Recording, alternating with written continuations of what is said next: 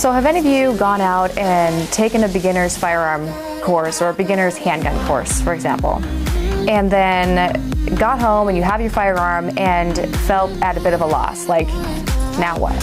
And if you have, you're not alone.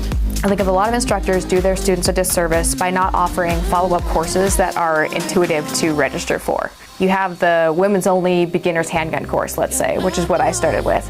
And then there wasn't anything to follow up after that. It was like you take that course and you're ready to go. And I was 100% not ready to go. You know, they had me practicing with a .22, and it wasn't a good gun for me. You know, I jammed all the time, which was good experience, you know, for sure. But I didn't get everything that I needed out of that class in order to feel like I could go and, you know, buy my own gun or know what I liked or didn't like or anything. And so I was like, okay, now what?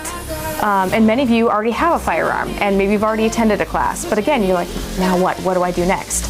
And that's totally normal, because what do you do next? I know that that's not clear, but you know, the more you train with your firearm, the easier it's going to be, and the more comfortable you're going to feel with carrying it around. This does get easier, I promise, but you know, first getting used to carrying it on your body unloaded, and then getting used to, you know, moving it from place to place. So having it on your body in the house versus, you know, taking it out into the world are two different things. You know, figuring out what your wardrobe, what parts of your wardrobe will work and what won't.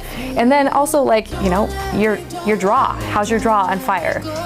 And you can't go to a range and draw on fire. Most of them have a policy where that's not allowed. And so you have to practice dry fire at home, which means removing all the ammunition from your firearm, checking it 3 times, moving the ammunition completely into a different room, and then practicing a draw, aim, and fire to a, you know, whatever target in your house.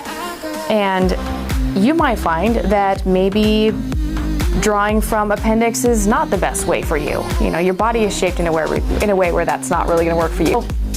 There's a lot to consider, and most of it just comes down to handling your firearm a lot. Get really comfortable with your hands on that gun, making sure that you're not slipping up, you know, your fingers not falling into the trigger guard, and you're not accidentally tagging someone when you move it around the room. You know, once you get to the point where you can handle it safely and feel confident about that, you're going to feel better about the next step.